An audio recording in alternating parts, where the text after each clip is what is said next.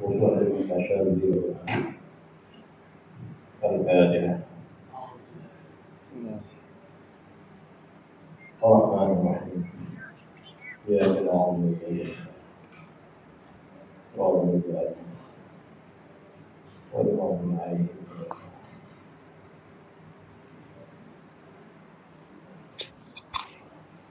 أعوذ بالله من الشيطان الرجيم بسم الله الرحمن الرحيم وإذا جاءك الذين يؤمنون بآياتنا فقل سلام عليكم كتب ربكم على نفس الرحمة أنه من عمل منكم سوءا بجهالة ثم تاب من بعده وأصلح فإنه غفور رحيم بديع السماوات والأرض أنى يكون له ولد ولم تكن له صاحبة وخلق كل شيء وهو بكل شيء عليم ذلكم الله ربكم لا إله إلا هو خالق كل شيء فاعبدوه وهو على كل شيء وكيل لا تدرك الأبصار وهو يدرك الأبصار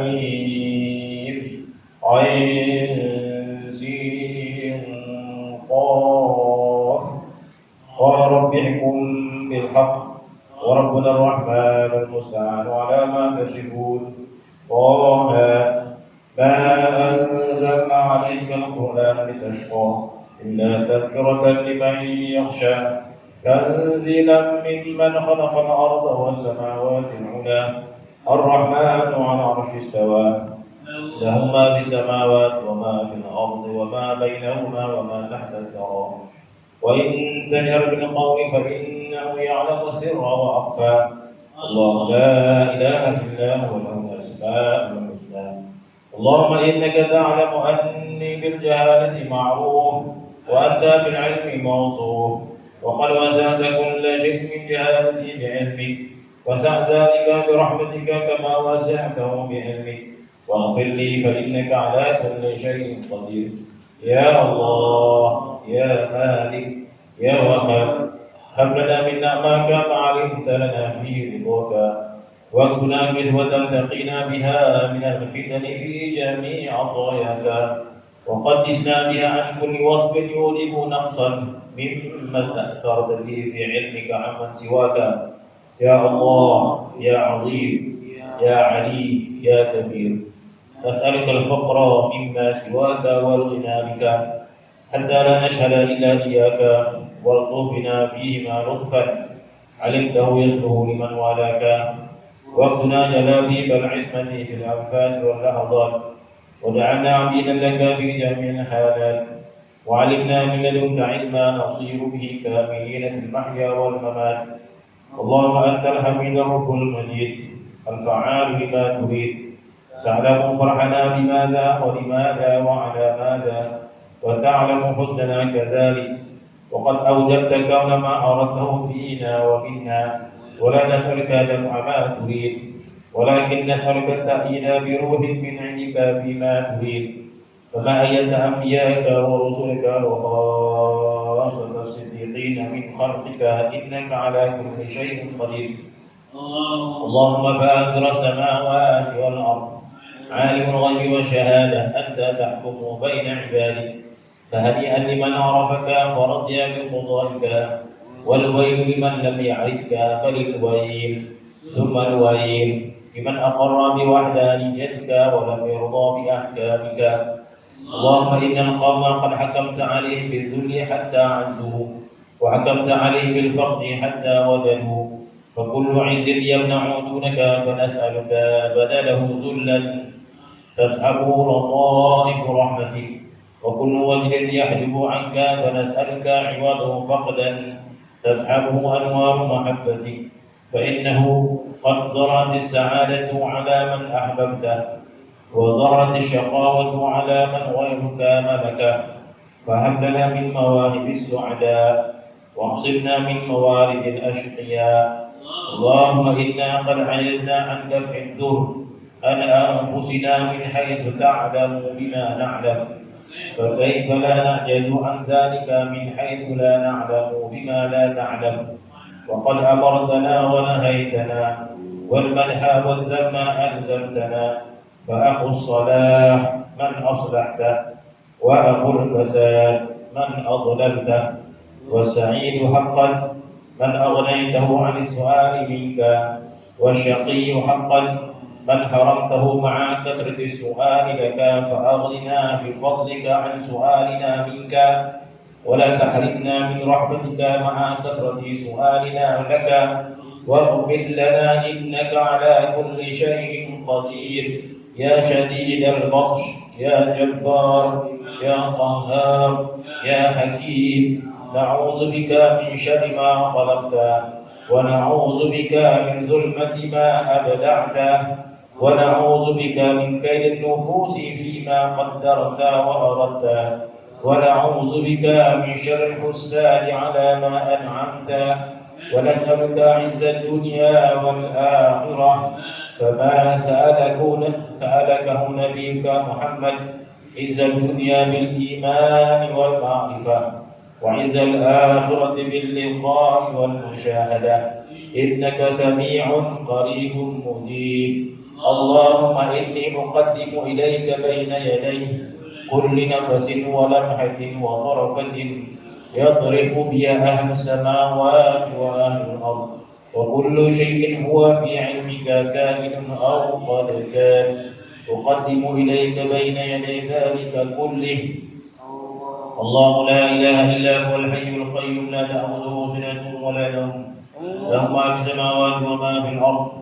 من ذا الذي يشفع عنده إلا بإذنه، يعلم ما بين أيديهم وما خلفهم، ولا يحيطون بشيء من علمه إلا بما شاء. وسع كرسيه السماوات والأرض، ولا يؤوده وهو العلي العظيم.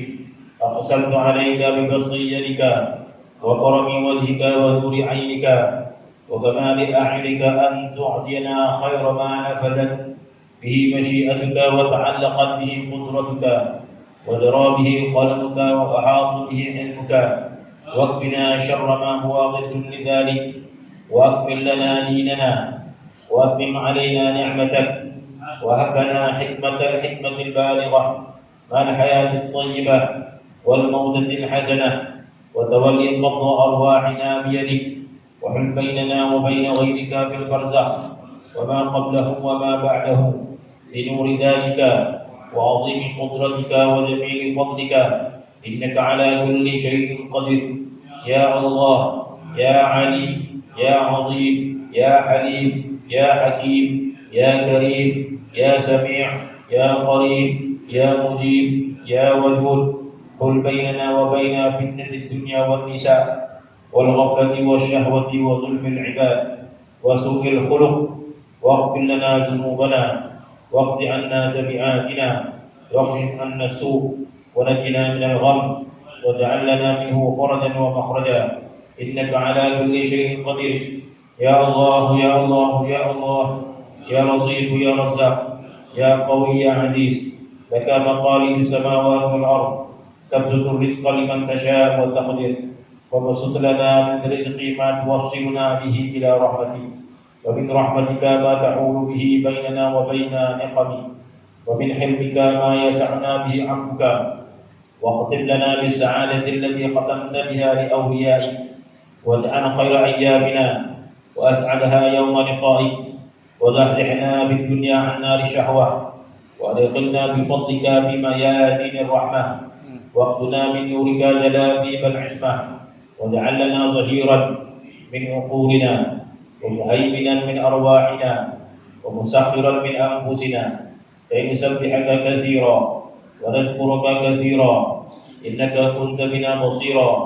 وهب لنا مشاهدة تسهبها مكالمة، وافتح أسماعنا وبصارنا، واذكرنا إذا غفلنا عنك بأحسن ما تذكرنا به إذا ذكرناك، وارحمنا إذا عصيناك بأتم ما ترحمنا به إذا أطعناك. واغفر لنا ذنوبنا ما تقدم منها وما تأخر، والطف بنا لطفا يحجبنا عن غيرك، ولا يحجبنا عنك فإنك بكل شيء عليم. اللهم إنا نسألك لسانا رطبا بذكرك وقلبا منعما بشكرك وبدنا هينا دينا لطاعتك، وأعطنا مع ذلك ما لا عين رأت ولا أذن سمعت ولا خطر على قلب بشر، كما أخبر به رسولك حسب ما علمته بعلمك، وأغننا بلا سبب وجعلنا سبب الغنى لأوليائك وبرزخا بينهم وبين أعدائك، إنك على كل شيء قدير. اللهم إنا نسألك إيمانا دائما، ونسألك قلبا خاشعا، ونسألك علما نافعا، ونسألك يقينا صادقا، ونسألك دينا قيما، ونسألك العافية من كل بلية، ونسألك تمام العافية، ونسألك الشكر على العافية، ونسألك الغنى عن الناس. اللهم إنا نسألك إيمانا دائما، ونسألك قلبا خاشعا، ونسألك علما نافعا، ونسألك يقينا صادقا، ونسألك دينا قيما، ونسألك العافية من كل بلية، ونسألك تمام العافية، ونسألك الشكر على العافية، ونسألك الغنى عن الناس. اللهم إنا نسألك إيمانا دائما، ونسألك قلبا خاشعا، ونسألك علما نافعا، ونسألك يقينا صادقا، ونسألك دينا قيما، ونسألك العافية من كل بلية، ونسألك تمام العافية، ونسألك الشكر على العافية، ونسألك الغنى عن الناس. اللهم إنا نسألك التوبة الكاملة والمغفرة الشاملة والمحبة الجامعة والخلة الصافية والمعرفة الواسعة والأنوار الساطعة والشفاعة القائمة والحجة البالغة والدرجة العالية، وفك وثاقنا من المعصية ورهاننا من النعمة بمواهب المنة. اللهم إنا نسألك التوبة ودوامها، ونعوذ بك من المعصية وأسبابها، وذكرنا بالخوف منك قبل هجوم خطراتها، واحملنا على النجاة منها ومن التفكر في طرائقها، وامحو من قلوبنا حلاوة ما اجتنيناه منها، واستبدلها بالكراهة لها والطعم لما هو بضدها، وافد علينا من بحر كرمك وجودك وعفوك حتى نخرج من الدنيا على السلامة من وبالها، وجعلنا عند الموت ناطقين بشهادة عالمين بها، وجعلنا عند الموت ناطقين بشهادة عالمين بها، وجعلنا عند الموت ناطقين بشهادة عالمين بها، وارحم بنا رحمة الحبيب بحبيبي عند الشدائد ونزولها، وأرحنا من هموم الدنيا وغمومها بالروح والريحان إلى الجنة ونعيمها. اللهم إنا نسألك توبة سابقة منك إلينا لتكون توبتنا تابعة إليك منا، وهب لنا التلقي منك كتلقي آدم منك الكلمات، ليكون قدوة لولده في التوبة والأعمال الصالحات، وباعد بيننا وبين العناد والإصرار والشبه بإبليس رأس الغواة، واجعل سيئاتنا سيئات من أحببت، ولا تجعل حسناتنا حسنات من أبغضت، فالإحسان لا ينفع مع البغض منك، والإسان لا تضر مع الحب منك، وقد أبهمت الأمر علينا لنرجوها ونخافا، فآمن خوفنا ولا تخيب رجاءنا، واعطنا سؤلنا، فقد أعطيتنا الإيمان من قبل أن نسألك، وكتبت وحببت وزينت وكرهت وأطلقت الألسن بما به ترجمت، فنعم الرب أنت، فلك الحمد على ما أنعمت، فاغفر لنا ولا تعاقبنا بالسلب بعد العطاء، ولا بكفران النعم وحرمان الرضا. اللهم ردنا بقضائك وصبرنا على طاعتك وعن معصيتك، وعن الشهوات الموجبات للنقص والبعد عنك، وهب لنا حقيقة الإيمان بك حتى لا نخاف غيرك ولا نرجو غيرك، ولا نحب غيرك ولا نعبد شيئا سواك وأوزعنا شكر نعمائك وغطنا برداء عافيتك وانصرنا باليقين والتوكل عليك وأسفر وجوهنا بنور صفاتك وأضحكنا وبشرنا يوم القيامة بين أوليائك واجعل يدك مبسوطة علينا وعلى أهلنا وأولادنا ومن معنا برحمتك ولا تكلنا إلى أنفسنا طرفة عين ولا أقل من ذلك يا نعم المجيب يا نعم المجيب يا نعم المجيب يا من هو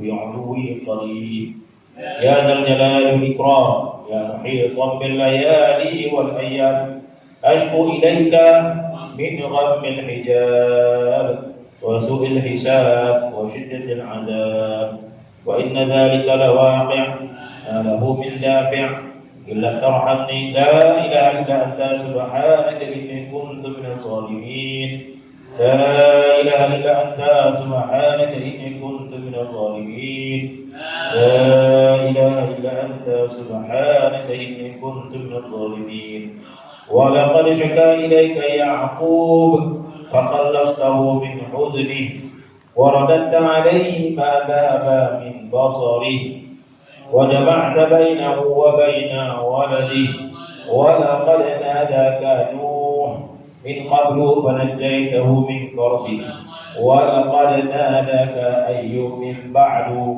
فكشفت ما به من ضره ولقد ناداك يونس فنجيته من غمه ولقد ناداك زكريا فوهبت له ولدا من صلبه بعد يأس آله وكبر سنه ولقد علمت ما نزل بإبراهيم فأنقذته من نار عدوه وأنجيت لوطا وأهله من العذاب النازل بقومه فها أنا ذا عبدك إن تعذبني بجميع ما علمت من عذابك فأنا حقيق به وإن ترحمني فما رحمتهم ما عظيم إجرامي فأنت أولى بذلك وأحق من أكرم به فليس كرمك مخصوصا لمن أطاعك وأقبل عليك بل هو مبذول بالسبق لمن شئت من خلقك وإن عصاك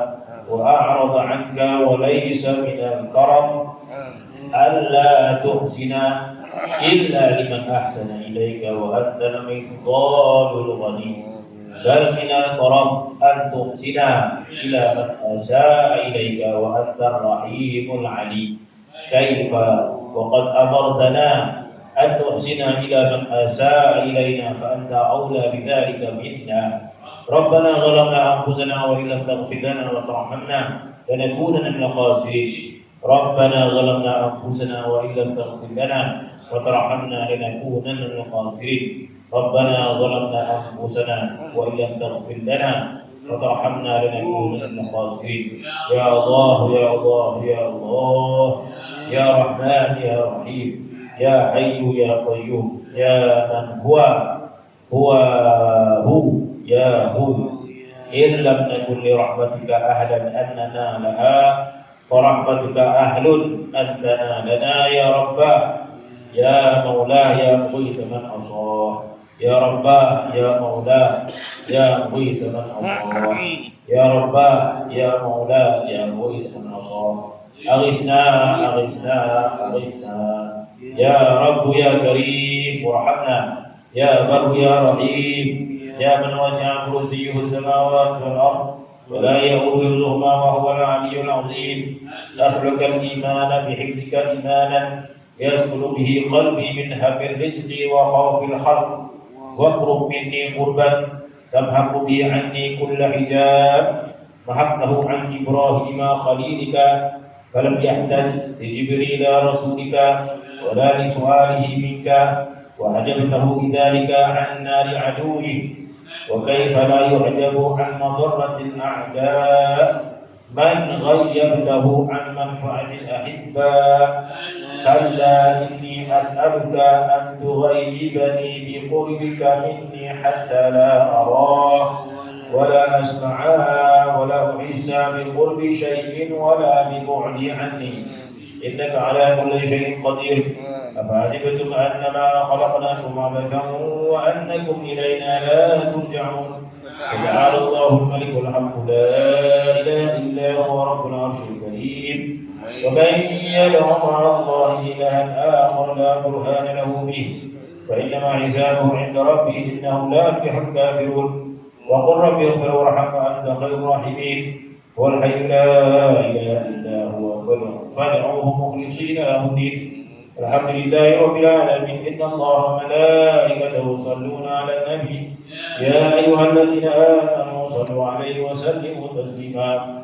اللهم صل على سيدنا محمد وعلى آل سيدنا محمد كما صليت على سيدنا إبراهيم وعلى آل سيدنا إبراهيم وبارك على سيدنا محمد وعلى آل سيدنا محمد كما باركت على سيدنا إبراهيم وعلى آل سيدنا إبراهيم في العالمين إنك حميد مجيد اللهم وارض عن ساداتنا الخلفاء الراشدين سيدنا أبو بكر الصديق وسيدنا عمر وسيدنا عثمان وسيدنا علي ورضى اللهم عن سيدنا حسان وسيدنا حسين وأمهما سيدنا فاطمة الزهراء وعن أزواج نبيك الطاهرات أمهات المؤمنين وعن الصحابة أجمعين وعن التابعين وتابعين بإحسان إلى يوم الدين ولا حول ولا قوة إلا بالله العلي العظيم سبحان ربك رب العزة عما يصفون وسلام على المرسلين الحمد لله رب العالمين الفاتحة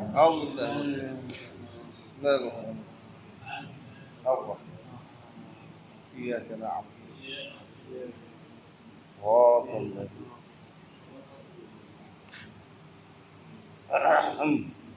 أعوذ بالله من الشيطان الرجيم بسم الله الرحمن الرحيم الحمد لله رب العالمين والصلاة والسلام على أشرف الأنبياء والمرسلين سيدنا محمد وعلى آله وصحبه أجمعين رب اشرح لي صدري ويسر لي أمري واحلل عقدة من لساني يفقه قولي اللهم زدنا علما وفهما وألحقنا بصالحين آمين يا رب العالمين. InsyaAllah malam ini kita baca kitab An-Nafahat Ar-Rabbaniyah Manaqib Sadah Asyadzuliyah Ad-Qawiyah. Sambungan ke Su'abun. Apa?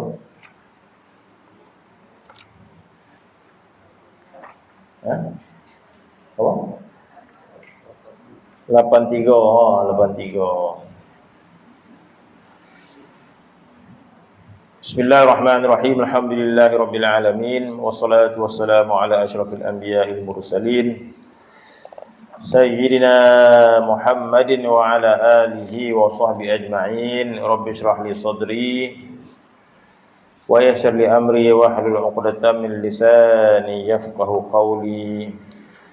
Allahumma zidna ilman wa fahman wa alhiqna bis salihin amin ya rabbal alamin. Sambungan seterusnya muka surat 83 atau muka 83 adalah menceritakan tentang khalifah yang seterusnya selepas Sayyidil Imam Ibnu Athaillah Sakandari yang kita baca sebelum ini, yang mana Al-Imam Ibnu Athaillah Sakandari merupakan khalifah kepada Sayyidi Abu Abbas Al-Mursi. Sayyidi Abu Abbas Al-Mursi merupakan khalifah kepada Sayyidil Imam Abu Hasan Asy-Syadzili radhiyallahu anhu. Maka selepas Al-Imam Ibnu Athaillah Sakandari, maka diwarisi khalifah selepasnya adalah Al-Imam Daud Al-Kabir bin Makhala Al-Kahari betul. Jadi walaupun kita tengok buku Malaikat ini, warisannya seorang kepada seorang, seorang kepada seorang, ya, bermula daripada Abu Hasan Asy'adzuli, diberikan khalifah dia kepada Sayyidi Abu Abbas Mursi, diambil khalifah dia kepada Ibnu Athaillah Sakandari, kemudian diambil khalifah dia kepada Sayyidi Daud Al-Kabir bin Makhalla yang kita akan baca. Walaupun dalam kitab ini warisannya seorang lima seorang, tetapi kita kata murid kepada Al-Imam Syadzuli ramai. Ya, murid kepada Imam Syadzuli ramai. Mana orang yang belajar daripada Imam Syadzuli ramai. Tetapi khalifah yang paling kanan dia Sayyidi Abu Abbas Al-Mursi. Kemudian Sayyidi Abu Abbas Al-Mursi punya murid yang ramai. Di antara murid Sayyidi Abu Abbas Al-Mursi iaitu Al-Imam Al-Busiri rahimahullah, yang kita baca burdah dia. Itu adalah murid kepada Sayyidi Abu Abbas Al-Mursi. Ramai murid dia. Tetapi ketokohan khalifah itu diambil oleh Al-Imam Ibnu Athaillah Sakandari. Begitu juga Al-Imam Ibnu Athaillah Sakandari sudah tentu punya murid yang ramai. Maka di situ kita tengok ramai. Macam kita lah, bermula di Pedanyang seorang sampai ke kita. Kalau kita buat silsilah satu-satulah. Atas kita ayah kita, atas ayah kita datuk kita, lepas datuk kita baru moyang kita. Alah. Tapi kalau kita tengok balik, moyang tu bukan atuk kita seorang yang anak, ramai lagi anak. Kemudian atuk kita pula ramai anak. Pak saudara kita, pak saudara adalah anak kepada datuk kita. Ya. Jadi maksud keluarga tu jadi besar kan. Jadi kita bayangkanlah bermula daripada Imam Syadzuli radhiyallahu anhu punya murid, Sayyidi Abu Al-Mursi punya murid, Ibnu Athaillah punya murid. Kita bayangkan berapa ramai orang yang mengikut madrasah Asy-Syadzuliyah radhiyallahu anhu. Satu madrasah yang mulia. Kenapa kita kata satu madrasah yang mulia? Sebab matlamat dia jelas. Matlamat dia jelas. Matlamat untuk makrifat kepada Allah Subhanahu wa taala, tujuan untuk makrifat kepada Rasulullah sallallahu alaihi wasallam. Semua tujuan yang sama. Walaupun terlebih terkurang segi amalan, terlebih kurang dari segi bacaan wirid dan sebagainya, ada tambahan dan sebagainya. Kalau Al-Imam Az-Zarruq juga madrasah Syadzuliyah, tapi ditambah aurat-aurat, maka dinamakan wirid Zaruqiyah nama dia. Dia menambah wirid-wirid dan sebagainya. Begitu juga kita yang tidak ada pada madrasah Syadzuliyah yang lain, kita baca wirid Al-Hasani, kan? Kita baca wirid Hasani. Maka itu tambahan daripada tuan guru kita menambah bacaan wirid Al-Hasaniyah. Jadi walaupun ada penambahan dan sebagainya, tapi semua matlamat dia sama. Semua matlamat sama. Dan Imam Syadzuli radhiyallahu anhu yang diajar itu, yang dibawa itu adalah untuk makrifat kepada Allah Subhanahu wa taala.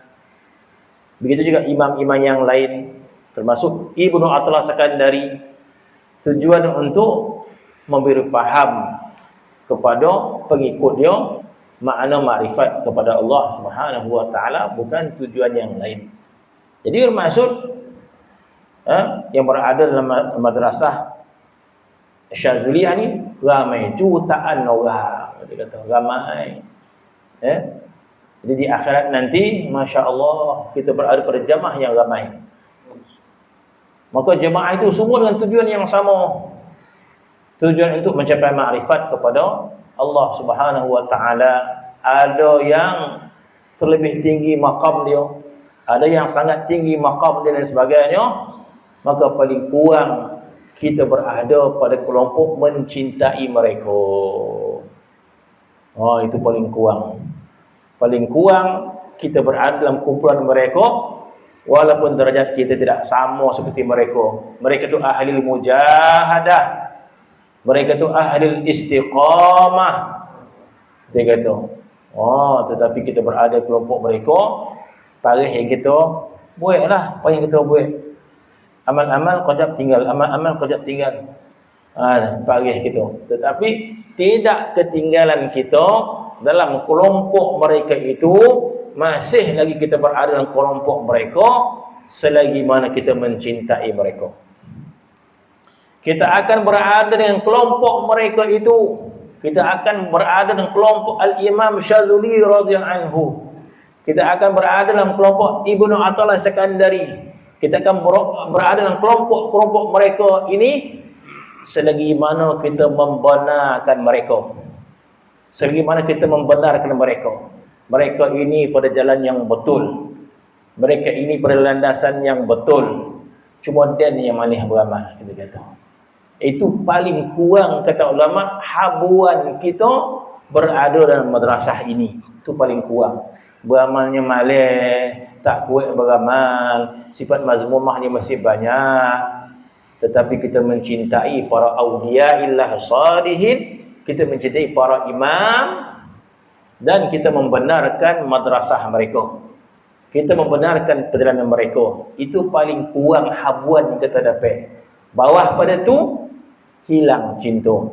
Bawah pada tu entah dia tu tidak pendami di bawah di ustaz tu sosik agak mana kita tidak lagi membenarkan mereka, tak percaya kita, apatah lagi kita menyesat dengan sebagainya. Entah dia tidak lain macam lah benda tu. Dia kata tak betul atau tidak, mana kita berburuk sangka. Mana orang yang berburuk sangka pada madrasah para awliya, dia takkan dapat habuan sedikit pun daripada keberkatan mereka. Disingkirkan di perkumpulan mereka, maka beradalah kelompok yang lain dihisab amalannya oleh Allah Subhanahu wa taala. Itu yang kita nak faham. Maka beruntunglah orang yang membenarkan perjalanan ini. Ini adalah jalan untuk sampai makrifat kepada Allah Subhanahu wa taala. Cuma masalah kita ni, kita dogil, kita kata. Kita yang malah payah. Tu kita yang lain lah. Tapi jangan sampai kita mendustakan perjalanan ini. Maka selepas Al-Imam Ibn Sekandari punya murid yang ramai. Tetapi khalifah dia yang terselah selepas dia adalah Al-Imam Sayyidi Abu Sulaiman Daud Al-Kabir bin Umar bin Ma Khala. Betul ke baca tu Allah Alam. Ma Khala Al-Kahari As-Sakandari, berasal dari Iskandariyah juga. Yang seterusnya Sayyidi Daud Al-Bakhili. Bakhili ya. Daud Al-Kabir, dikenal juga sebagai Daud Al-Bakhili. Beliau adalah Al-Ghaus Al-Asfiya Qutbul Awliya. Jadi gelar-gelar ini diberikan nama oleh para ulama. Beliau adalah Ghausul Asfiya Qutbul Awliya. Maka para ulama dalam madrasah Syazuliyah menggelar beliau adalah Qutbul Awliya. Mula mendapat darajat kutub di kalangan para awliya illa salihin. Seorang imam yang agung, alim, lagi mantap keilmuannya, lagi masyhur, seorang murabbi bagi salik, sehingga mereka wusul di bawah didikannya. Masya-Allah, di antara kehebatan para murabbi, para guru, di antara kehebatan mereka boleh menyampaikan murid kepada Allah Subhanahu wa taala. Itulah kejayaan seorang murabbi. Jadi kejayaan seorang murabbi itu adalah boleh membawa murid dia untuk sampai kepada Allah Subhanahu wa taala. Di samping guru itu juga sampai kepada Allah Subhanahu wa taala. Maka jalan tasawuf tarikat ini adalah jalan ilmu. Adalah jalan ilmu. Dan jalan yang sangat mulia dalam agama kita. Jadi dalam jalan madrasah tasawuf inilah jalan ilmu, penambahan ilmu ataupun kesempurnaan ilmu kita. Maka dia adalah madrasah ilmu. Ilmu apa? Itu ilmu ma'rifat kepada Allah Subhanahu wa taala. Jadi ilmu ni banyak. Ya. Ilmu ini banyak. Ada ilmu hadis, ada ilmu Quran, ada ilmu tajwid. Ya. Apa maksud ilmu? Maksud kita faham. Ya. Dalam Quran ada nama ilmu tajwid. Maka kita belajar sungguh-sungguh sehingga kita dapat faham apa yang masukkan tajwid. Makhraj huruf, sebut huruf ha, sebut huruf tha, belajar sampai kita faham maknanya. Maka kita faham ilmu, kita kata. Ya? Belajar tafsir, kita kata. Kita memahami makna tafsir Al-Quran, kita memahami makna Al-Fatihah itu apa, dan juga ayat yang lain. Satu bidang ilmu yang luas. Kalau kita peruntukkan usia kita sepanjang usia pun tak habis kita nak belajar ilmu tafsir itu sendiri. Ilmu yang lain lagi, ilmu fiqh untuk memahamkan kita kaedah ibadat dan sebagainya, termasuk ilmu ma'rifat kepada Allah Subhanahu wa taala. Dia juga satu ilmu. Ya. Ilmu tauhid kita kata. Ilmu akidah juga satu ilmu. Dan ilmu tasawuf ini adalah ilmu ma'rifat, ilmu tasawuf. Dan ia juga satu ilmu. Jadi setiap bidang ilmu ada sesuatu ilmu yang ingin disampaikan daripada guru kepada murid. Ada sesuatu yang disampaikan. Bila seorang guru itu mengajar ilmu tajwid, ada sesuatu ingin disampaikan kepada murid itu tentang kepahaman ilmu itu. Bila ilmu fiqh, ada sesuatu yang ingin disampaikan kepada murid, sama peringkat kata, faham dah bab fiqh. Bila mengajar Quran, faham dah dia bab Quran. Mengikut derajat masing-masing, kita kata. Tidak ada yang sempurna ilmu. Seseorang tidak ada yang sempurna ilmu dia. Kita belajar setakat yang kita termampu. Begitulah ilmu tasawuf, ilmu ma'rifat pada Allah Subhanahu wa taala. Maka guru itu yang disebut sebagai murabbi dan sebagainya. Maka ilmu yang ingin disampaikan adalah ma'rifat pada Allah Subhanahu wa taala. Maka apabila guru itu mampu menyampaikan makna ma'rifat itu dipahami oleh muridnya, maka berjayalah guru itu memberikan faham ilmu itu kepada muridnya. Maka Al-Imam Sayyid Daud Al-Bakhili ini seorang murabbi yang sempurna, dan dia dapat menyampaikan anak murid dia wusul, bermaksud sampai makrifat kepada Allah Subhanahu wa taala. Maka ulama kata ini kejayaan kepada guru, kejayaan juga pada murid. Murid berjaya, guru juga berjaya. Inilah kejayaan yang besar kepada seorang murabbi. Maka sehingga mereka wusul di bawah didikan tarbiyahnya. Al-Imam Sayyidi Syarafuddin Abu Sulaiman Daud Al-Kabir bin Umar bin Makhala Al-Qahhari Al-Bakhili. Dia ambil pendek dia Daud Al-Bakhili. Mana masyhur dipendek sebut Al-Imam Daud Al-Bakhili. Mana nama dia panjang. Al-Imam Syarafuddin Abu Sulaiman Daud Al-Kabir bin Umar bin Makhala Al-Qahhari Al-Bakhili. As-Sakandari dinisbahkan kepada Iskandariyah. Asy-Syazuli dinisbahkan kepada madrasah tarikat dia, tarikat Asy-Syazuli. Qaddasallahu sirrahu. Beliau dikurniakan kedudukan yang tinggi dalam menyikap ilmu kerohanian dan merupakan pembesar ulama beraliran Asy-Syazuliyah, bermaksud dalam madrasah Asy-Syazuliyah yang tinggal menetap di Iskandariyah, Mesir.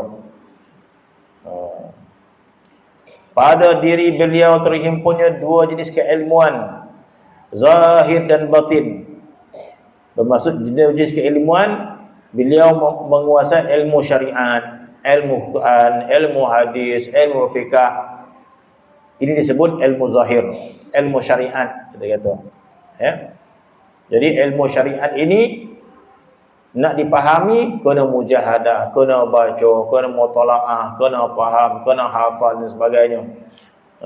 Ada mujahadah dia untuk menguasai ilmu syariat ni kan. Baca kitab fiqh, bahkan ilmu fiqh tu luas bidang dia. Ada khilaf dan sebagainya. Khilaf ulama mana yang lebih kuat pendapat dia. Dalam mazhab Syafi'i pun ada beberapa pendapat, ada 2-3 pendapat dan sebagainya. Jadi bermaksud orang menguasai ilmu berzahir, menguasai ilmu syariat tu. Ilmu fiqh, ilmu tafsir, ilmu hadis, ilmu akidah, ini disebut ilmu zahir. Ini disebut ilmu zahir. Maka dikatakan beliau menguasai ilmu zahir dan ilmu batin. Ilmu batin ilmu ma'rifat. Ya. Ilmu batin ilmu hati, ilmu ma'rifat, ilmu suluk kepada Allah Subhanahu wa taala. Walaupun beliau merupakan seorang yang tidak boleh membaca lagi menulis. Tidak membaca, tidak menulis, lagi boleh. Tidak boleh membaca, tidak boleh menulis. Tidak membaca dan tidak menulis. Yang terkenal salah seorang di kalangan para aulia yang alim, tidak menulis, tidak membaca, itu Sayyidi Ali Khawwas, guru kepada Imam Sya'rani rahimahullah. Itu masyhur kisah dia. Seorang ulama yang besar di Mesir, yang mana dia tidak menulis, tidak membaca. Dia tak erti membaca, tak pandai baca dan tidak menulis. Sayyidi Ali Khawwas. Tapi alim. Jadi maksud orang yang macam ni dalam beberapa juta orang alim ada seorang. Mana orang yang apa kita kata nadir lah. Jarang jumpa lah kita kata. Orang yang tak pernah pergi sekolah, yang tak pernah belajar, sampai tak tahu baca, tak tahu nulis. Tapi alim. Tanya bab fiqh boleh jawab, tanya bab tafsir boleh jawab. Sebagaimana berlaku kepada Sayyidi Ali Khawwas. Sayyidi Ali Khawwas dia tak membaca, tak menulis. Tapi masyhur kisah dia, alim dan sebagainya. Al-Imam Sya'rani salah seorang ulama besar di Al-Azhar. Jadi Al-Azhar ni nak jadi ulama besar, dia kemudian di bawah lu. Baca alif bata lu. Tulis alif bata dulu. Baca dulu nahwu sharaf, fa'ala fa'ala fa'alu fa'ala fa'alata. Baca tu hafal tu. Baru sikit barulah jadi seorang ulama besar macam Imam Sya'rani rahimahullah. Tiba-tiba orang sebut ada orang ni tak pernah belajar, membaca pun tak erti, kemudian betul kita jadi ulama besar. Jadi pada awal macam ni kata, penipu semua tu. Sebab dia dapat ilmu, dia tahu macam mana susah dia belajar dulu. Macam susahnya membaca, macam susahnya.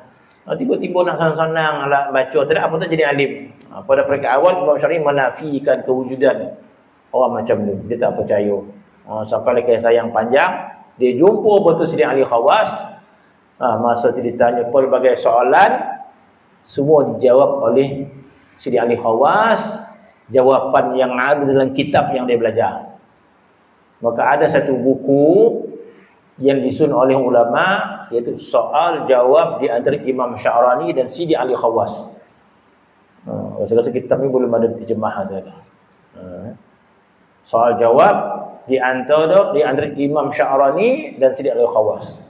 Dia tanya bab akidah, dia tanya bab fiqh, dia tanya bab hadis, dia tanya bab tafsir, semua dijawab oleh Sayyidi Ali Khawwas. Ya. Maka riwayat di sini Sayyidi Daud Al-Bakhili ini, beliau bukan seorang yang tidak boleh membaca dan tidak menulis. Kehidupan beliau penuh dengan kezuhudan, bersifat wara'. Apa yang dilakukan oleh Daud Bakhili, dia seorang yang zuhud. Zuhud ini ada zahir, ada batin. Zuhud ini ada zahir, ada batin. Ada ulama mengamalkan kehidupan dia zuhud pada zahir. Bermaksud ada ulama yang mengamalkan sifat zuhud zahir dan batin. Ini baru diiktiraf. Zuhud zahir dan batin. Ada ulama zuhud pada batin saja, tidak pada zahir. Maka ini juga diiktiraf. Yang tidak diiktiraf zuhud pada zahir, tidak zuhud pada batin. Ini tidak diiktiraf zuhud. Apa maksud zuhud pada zahir saja? Memang pada zahir dia macam zuhud, tapi dalaman dia orang yang paling mencintai dunia. Nampak kehidupan dia zuhud. Semua zuhud. Baju pun tak mewah, auto pun tak ada, makan pun ala kadar. Jadi saya kata, Masya Allah, zuhud betul orang ni. Sedangkan dalam hati dia bercerita, bila lah dia nak kaya ni, bila dia nak kaya ni. Kan? Hati dia selalu mengimpi-impikan dunia. Maka dia zuhud pada zahir, bukan pada batin. Ada ulama zuhud pada batin, tidak pada zahir. Masya Allah, pada zahir dia mewah, rumah dia besar, kereta dia besar, rumah pun besar, semua besar. Kan? Tapi hati dia mencintai akhirat. Hati dia mencintai Allah Subhanahu wa taala. Maka kita kata ulama ni dia zuhud pada batin. Walaupun luar orang tengok, Masya Allah, Tuan Guru ni ahli dunia, kata orang. Tuan Guru ni, Masya Allah, hamba kepada dunia ni, kata dia. Dia tak tahu.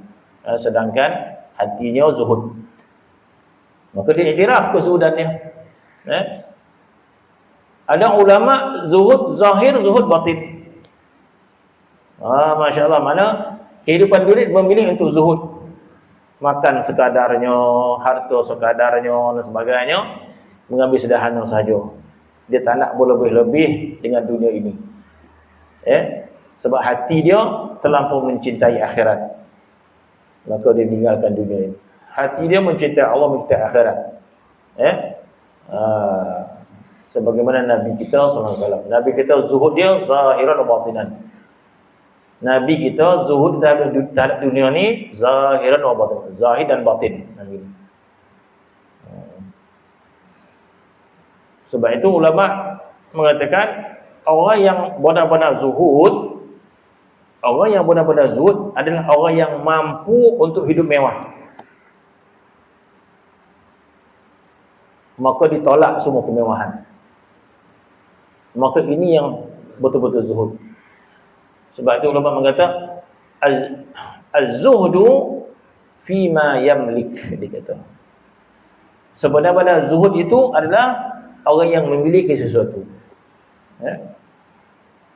Sebab itu kalau kita tengok kadang-kadang di kalangan para ulama, para ulama yang kita kata memerlukan bantuan daripada orang untuk dakwah, ulama yang memerlukan sumbangan daripada orang untuk dakwah, untuk sebagainya, yang mana Tuan Guru tadi mungkin tak ada harta yang banyak.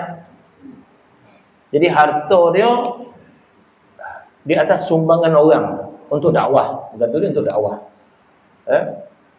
Jadi guru tadi kita tengok, Masya Allah, zuhud di kehidupan dia. Dan dia nak bergerak dakwah pun terpaksa minta sumbangan kepada orang. Sebab dia tak ada harta. Maka mengharapkan sumbangan orang untuk dakwah dia. Tiba-tiba ada orang kaya memberikan harta kepada Tuan Guru tadi. Yang disangka zuhud, Maka guru tadi mengatakan, engkau lebih zuhud pada aku, dia kata. Orang kaya yang menafkahkan harta lebih zuhud. Sebab apa?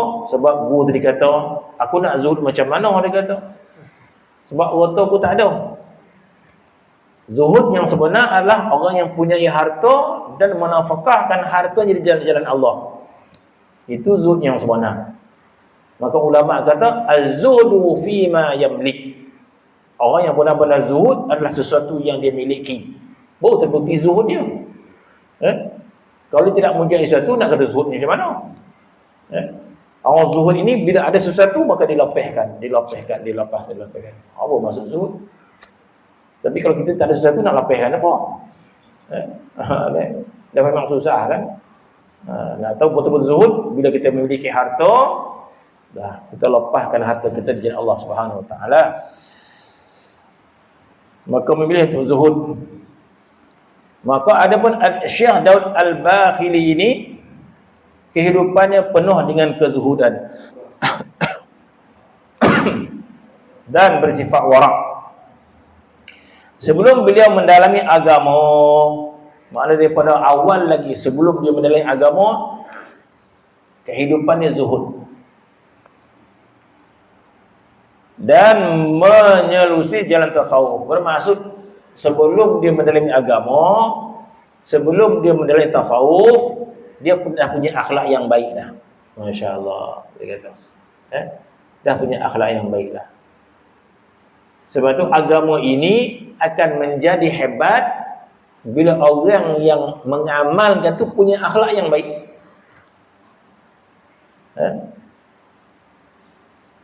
Sayyidina Uthman radhiyallahu anhu memang dah punya akhlak yang baik dah sebelum memeluk agama Islam. Sayyidina Uthman dah punya akhlak yang baik dah.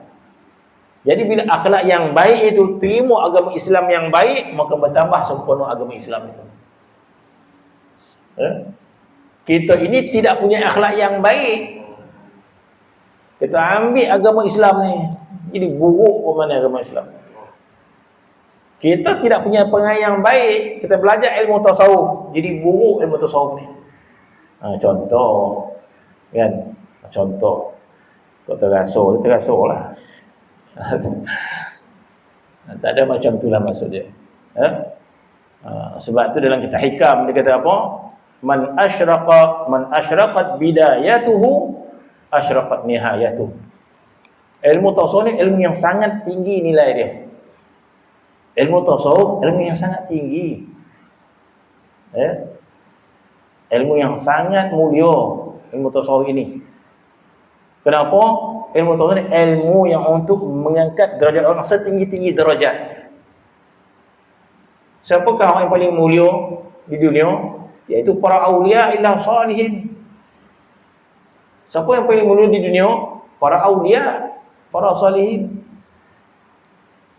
Yang paling mulia adalah orang yang paling makrifat kepada Allah Subhanahu Wa Taala. Orang yang paling mulia, orang yang paling taat dan mencintai Allah Subhanahu Wa Taala.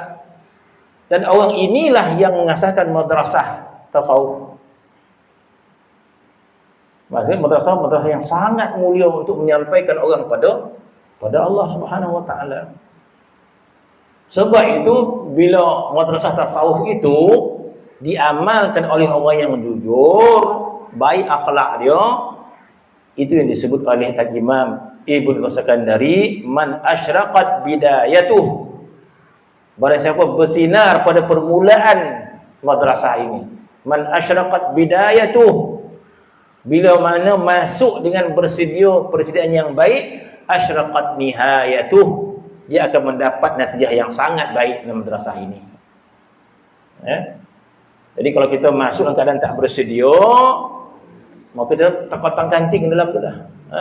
Mana diri kita pun tak selesai, kita kata. Bukan tidak mengharamkan untuk masa tasawuf, tak. Tapi mana kita tak selesai keadaan ini kita. Kita bergelumang di situ sajalah, kita kata. Maka tidak berjalan kita ke hadrat Allah Subhanahu Wa Taala. Jadi begitulah Syekh Daud Al-Bakhili ini, sebelum dia belajar ilmu agama, sebelum dia masuk dalam madrasah tasawuf, dia dah punya akhlak yang baik dah. Zuhud, berakhlak dan sebagainya. Sebelum beliau mendakwahkan agama dan menyelusi pengetahuan tasawuf. Beliau pernah bertugas sebagai polis dan menjaga keselamatan kediaman pemerintahan di Iskandaria.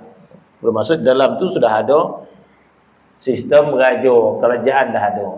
Zaman tu dah ada dah. Sistem polis, askar dah ada dah. Jadi tak ada masalah pun. Termasuk bergojol dan sebagainya. Kemudian sejarah perjalanan kerohanian beliau. Macam mana permulaan dia. Sayyidi Daud Al-Bakhili telah pun mengambil tarbiyah daripada seorang ulama dan aulia yang cukup masyhur dalam dunia Islam, iaitu Imam Tajuddin Abul Fadl Ahmad bin Muhammad bin Abdul Karim bin Abdul Rahman bin Abdullah bin Ahmad bin Isa bin Husain Ibnu Atras Skandari. Jadi Ibnu Atras Skandari pengarang kitab Hikam tu. Saya ingat saya salah tadi. Mana guru dia adalah Ibnu Atlas Skandari, pengarang kitab Hikam tu. Masya-Allah, kata. Semua aulia dan salihin. Jadi nama dia panjang kan. Siapa nama Imam Ibnu Atlas Skandari? Nama dia Imam Tajuddin Abul Fadl Ahmad bin Muhammad bin Abdul Karim bin Abdul Rahman bin Abdullah bin Ahmad bin Isa bin Husain Ibnu Atlas Skandari, yang lebih dikenali sebagai Al-Imam Ibnu Atlas Skandari, pengarang kitab Hikam. Walaupun ulama tu ulama besar, secara Imam Ibnu Atlas Skandari tetap memerlukan murid yang sempurna juga. Kalau imam tu besar tapi kita tidak bersedia untuk mengambil faedah dari imam yang besar itu, pun tak dapat faedah apa-apa gitu. Macam samalah kaedah dia. Guru tu kau main handal dah. 5 PhD kita duit banyak, kita pernah hantar anak kita ke dia. Gagal dia besok. Kata tu. Jadi salah mana? Bukan salah guru dia. Salah ke anak kita. Anak kita lah yang salah. Bukan guru dia. Belum tentu lagi. Tapi kalau anak kita bersedia untuk belajar, memang dia rajin belajar, nak belajar, bagi guru yang hebat. Pertama hebat pun tak tu. Ada. Tapi kalau jenis anak itu memang tak belajar, hantar siapa pun tak mahu dah. Ada tahu, ada salah pada. Jadi masya-Allah, sebab tu Allah Subhanahu wa taala menjaga agama ini. Allah Subhanahu sangat menjaga agama dia. Sebab tasawuf ini adalah agama. Madrasah tasawuf ini adalah agama. Madrasah tasawuf ini adalah agama yang diwarisi daripada Nabi sallallahu alaihi wasallam. Madrasah tasawuf ini adalah akhlak daripada Nabi sallallahu alaihi wasallam. Begitu kayanya Nabi sallallahu alaihi wasallam, maka segala ilmu, segala akhlak, segala pengetahuan yang ada pada Nabi sallallahu alaihi wasallam disebarkan kepada para sahabat. Dan para sahabat yang menerima sesuatu daripada Nabi sallallahu alaihi wasallam sama ke? Tak sama. Ilmu yang Sayyidina Abu Bakar dapat daripada Nabi tak sama dengan ilmu yang Sayyidina Umar dapat daripada Nabi sallallahu alaihi wasallam. Tak sama dengan ilmu yang didapat oleh Sayyidina Osman. Tak sama keilmuan dia. Maka keilmuan Nabi itu diwarisi oleh para ulama. Maka Allah Subhanahu wa taala ingin mencantikkan agama ini, maka adanya golongan ulama yang menjaga bahagian-bahagian tertentu agama. Dah macam tu jadi.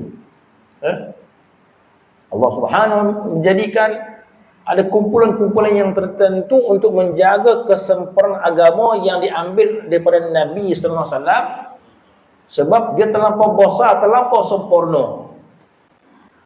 Jarang kita berjumpa seorang itu mewarisi segala-galanya daripada Nabi SAW. Ada, tapi jarang. Ya? Maka ulama itu akan terserlah pada bidang-bidang yang tertentu.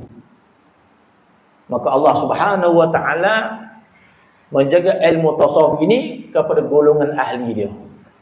Dia menjaga keilmuan dalam bidang tasawuf, dalam bidang makrifat kepada Allah Subhanahu wa taala. Maka lahirlah orang seperti Ibnu Athaillah Sakandari. Sedangkan Abu Abbas Al-Mursi dah ada murid dah, ramai yang murid dia. Ibnu Athaillah Sakandari datang kemudian. Ibnu Athaillah Sakandari kemudian daripada orang yang lain. Termasuk Al-Imam Abu Abbas Al-Mursi di antara murid Imam Syazili yang terkemudian. Imam Syazili dah ada murid-murid yang lain. Tetapi bila datang Sidi Abu Al-Mursi, ini murid yang sempurna. Bagi Imam Syazili, maka dia lah yang mewarisi ilmu Imam Syazili. Begitu juga Sidi Abu Al-Mursi, dia dah ada murid dah. Kemudian datang Ibnu Athaillah Sakandari, maka dia mewarisi ilmu guru dia. Masya Allah, Ibnu Athaillah Sakandari seorang ulama yang besar, mengarang kitab hikam. Siapa yang boleh mewarisi ilmu dia? Maka datang murid yang begitu berakhlak mulia yang bernama Al-Imam Daud Al-Bakhili. Maka disebut seorang murid yang jujur itu akan mendapat sesuatu kebaikan daripada guru dia yang sempurna.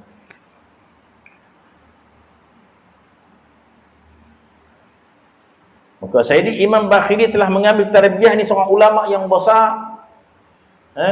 Yang mana Imam Ibnu Athaillah Sakandari telah pun diiktiraf oleh Sidi Abu Al-Mursi. Abu Al-Mursi mengiktiraf murid dia. Seorang yang sempurna ilmu dia, zahiran wa batinan. Kata Abu Abbas Al-Mursi kepada Ibnu Athaillah Sakandari bahawa engkau alim dua mazhab. Kata guru dia, maksud Ibnu Athaillah Sakandari alim tentang syariat, alim tentang hakikat makrifat pada Allah Subhanahu wa taala. Dan Imam Ibnu Athaillah Sakandari dapat pula seorang murid yang bersedia untuk memahami makna hakikat makrifat. Maka datanglah Al-Imam Daud Al-Bakhili berada dalam tarbiyah Al-Imam Ibnu Athaillah Sakandari. Maka katanya kecergasan rohani beliau berpunca daripada kejujuran hati dia. Kejujuran hati, Masya Allah, kata. Sebab tu rahsia tarikat yang paling agung adalah kejujuran hati. Itu rahsia yang paling agung. Lebih daripada ilmu. Ilmu ni ilmu memerlukan mujahadah.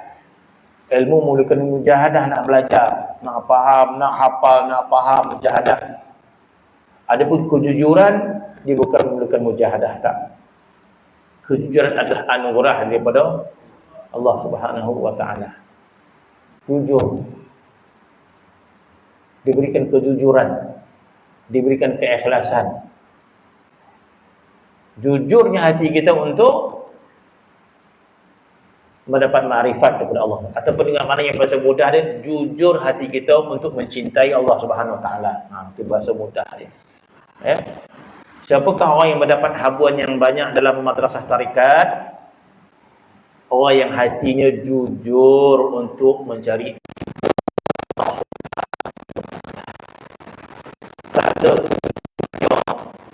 bukan tujuan di dunia, bukan harta dan sebagainya, bukan itu yang dirisaukan hidup dunia ini, tapi yang dirisaukan adalah cintanya kepada Allah Subhanahu wa taala, musyahadahnya dia kepada Allah Subhanahu wa taala, rasa cintanya kepada Allah Subhanahu wa taala. Maka itulah yang paling diingini, yang paling diinginkan. Itulah yang paling diidamkan. Itulah yang dirisaukan pagi petang siang malam, pagi petang siang malam. Ya Allah, ma'rifatmu ya Allah. Ya Allah, betapa sakitnya hati aku ya Allah. Ya Allah, betapa hijabnya hati aku, Ya Allah. Ya Allah, betapa butanya hati aku untuk memahami makna cinta kepadamu, Ya Allah. Yang aku kenal, Ya Allah, cinta ini duit, harta, duit, harta, duit, harta. Itu yang faham, Ya Allah. Tak faham makna cinta kepadamu, Ya Allah. Risau gitu, poning kepala kita memikirkan hal tersebut. Maka munajat kita, Ya Allah, berilah ma'rifat ini, Ya Allah. Supaya Allah berikan kejujuran hati kita. Kejujuran. Sebab itu ulama mengatakan at-tariqatu laisa liman sabaqa lakinna liman sadaqa. Perjalanan kepada Allah bukan orang yang lebih lama masuk dalam madrasah ni. Dah lama dah masuk dah 30 tahun dah. Kau mau seminggu nak masuk, jangan nak biar anda. Kita kata dia tak ada seniority dalam madrasah ni. Dia tak ada. Orang dah hafal dah lunyai buku wirid baca dah. Kau baru nak usik, tak ada. Kalau ada perasaan macam tu, tak sampai kita pada Allah Subhanahu Wa Taala. Jadi dalam madrasah dia sebut at-tariqatu laisa liman sabaq. Perjalanan kepada Allah bukan siapa dulu masuk, siapa dulu beramal, siapa dah lama beramal, bukan. At-tariqatu liman sadaq. Perjalanan kepada Allah, siapa yang paling jujur hatinya dengan Allah Subhanahu Wa Taala. Orang yang jujur hatinya kepada Allah, dia akan sampai kepada Allah lebih segera daripada orang yang kurang jujur daripada Allah Subhanahu Wa Taala. Maka dikatakan kecerdasan ini dinamakan kecerdasan rohani. Kalau kita baca di kalangan sejarah para aulia ila salihin, bermaksud ataupun dengan mana yang lain, seseorang yang cerdas kerohanian dia itu, maka dia mengambil jalan tarikat ini dengan penuh semangat, dengan penuh keinginan, dengan penuh gairah untuk mengambil madrasah ini. Ini nama dia sadiq, nama dia. Ini nama dia jujur. Mengambil dengan penuh gairah, mengambil dengan penuh keinginan, mengambil dengan penuh cita-cita keazam yang tinggi. Ini nama dia jujur. Berbanding orang tarik-tarik, jumlah. Yalah, berilah. Namanya ni, amal ni. Contoh. Mengambil dengan ragu, mengambil dengan malih, mengambil dengan mana di situ kejujuran dia kurang. Dia cuba berapa duit, dia dulu beri. Mana hati dia jujur pada duit. Cuba makan, belalah gitu, dia jujur pada makan. Itu maksud dia. Tapi bila nak berjalan kepada Allah, maka dia mengambil dengan lemah, mengambil dengan tak semangat, malih beramalih. Dia makan semangat itu. Selambat tu kau bagi. Kau sadap lah tapi makan tu. Gitu. Susah lah dia kata. Mana kata ulama, kata kita ni lebih jujur tentang paut kita ni. Kita lebih jujur pada paut kita, lebih kita jujur daripada hati kita. Masya Allah, dia kata. Jadi orang yang jujur punya keinginan, kuat keinginan dia untuk makrifat pada Allah Subhanahu Wa Taala. Maka kecerdasan kerohanian beliau itu berpunca dari kejujuran hatinya untuk sampai ke hadrat Allah Subhanahu Wa Taala. Maka menjadikan beliau antara pewaris kerohanian gurunya dan meneruskan pentarbihan kepada murid-murid beliau di Skandaria. Jadi beliau dia pula mengalih, dia pula mengajar murid dia erti kejujuran untuk makrifat pada Allah Subhanahu Wa Taala. Di bawah didikan beliau lahirlah ramai aulia. Di bawah bimbingan Syekh Daud Al-Bakhili. Jadi Masya Allah, bermaksud satu nikmat yang kalau kita diberikan kepahaman oleh Allah Subhanahu Wa Taala adalah melihatnya para aulia illah salihin, yang tersangat tinggi derajatnya di sisi Allah Subhanahu Wa Taala. Itu satu nikmat yang sangat hebat. Dan Allah Subhanahu Wa Taala memberikan makna itu. Allah Subhanahu wa taala dia sebut dalam Al-Quran satu nikmat yang mungkin tidak dipahami oleh orang awam. Tapi Allah Ta'ala sebut nikmat. Nikmat apa? Nikmat ma'iyyatus salihin nama dia. Nikmat ma'iyyatus salihin, nikmat kebersamaan dengan orang salih. Masya-Allah. Kita mungkin boleh rasa nikmat bila kita berhimpun dengan keluarga, dengan anak, dengan pak saudara. Kita boleh memahami nikmat itu. Bila kenduri semua balik, terasa tak nikmat dia. Bila ada anak, terasa tak nikmat dia. Bila ada beradik, terasa nikmat dia. Kita faham nikmat itu. Itu nikmat, apa kata, nikmat apa, perhubungan darah daging kita. Allah Ta'ala bagi nikmat tu sama dengan orang kafir pun ada nikmat tu. Allah Ta'ala bagi nikmat tu ada pada binatang, ayam pun ada. Nikmat tu ada pada kucing dan sebagainya. Nikmat sama dengan keluarga. Sama, semua orang dapat nikmat tu. Nikmat rasa bahagia dengan keluarga, itu ada pada orang fasik pun ada. Pada musyrikin pun ada nikmat tu. Jadi sesuatu yang tak boleh kita nak bangga-banggakan sangat, sebab nikmat tu ada pada binatang pun ada. Lambu dengan lambu ya. Kambing dengan kambing ya. Dia tak tahu dia lambu bila berjalan dia dapat kumpulan dia. Dia rasa nikmat bila dia campur dengan lambu ya. Kambing dengan kambing kan. Kalau kita rasa kita dah itu nikmat yang ada. Nikmat apa lagi kita kata?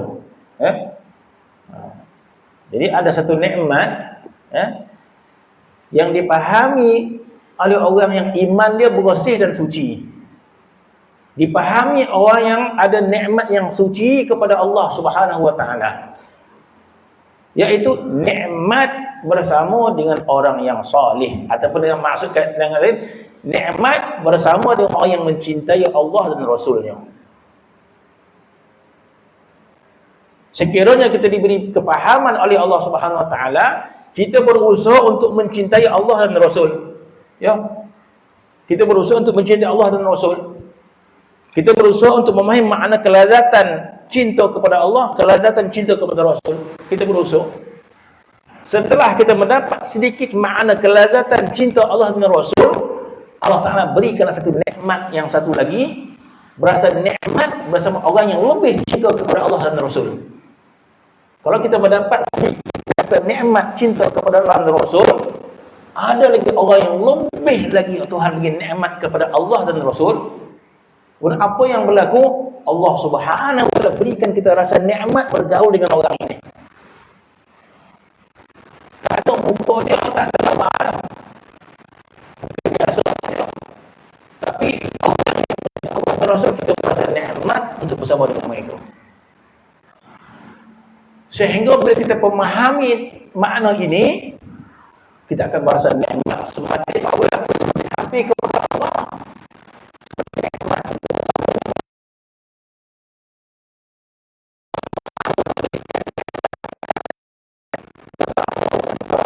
dia para syuhada. Bukan nikmat bila kita berambil dapat lauk apa orang dapat, makan apa orang dapat, pakaian apa orang bukan. Kita boleh dapat dengan orang, kita kata apa orang dapat duduk dengan dia tu. Dapat duit ke? Dapat duit, seronok duduk dengan dia apa? Seronok duduk dengan orang ni, duduk dengan dia dapat makan. Dapat duduk dengan dia ni. Itu kita tidak memahami kenikmatan duduk dengan dia. Kalau kita diberi kemahaman, nikmat duduk dengan dia itu bukan sesuatu yang kita dapat orang tu nikmat. Macam orang cinta kepada mak ayah dia, cinta kepada mak dia. Jadi bila dia balik, apa kenikmatan dia dapat? Masakan mak dia kau? Tak. Dia dapat mak dia tu adalah nikmat dia. Maksud contoh. Begitulah para salihin ini duduk bersama mereka, itulah nikmat. Maka Allah Subhanahu wa taala berfirman, "Wa man yuti'illaha war rasul Barang siapa taat kepada Allah dan Rasul, ulaika ma'al ladzina an'ama Allahu 'alaihim minan nabiyyin was-siddiqin wasyuhada was-salihin wa hasuna ulaika rafiqa. Waktu 9.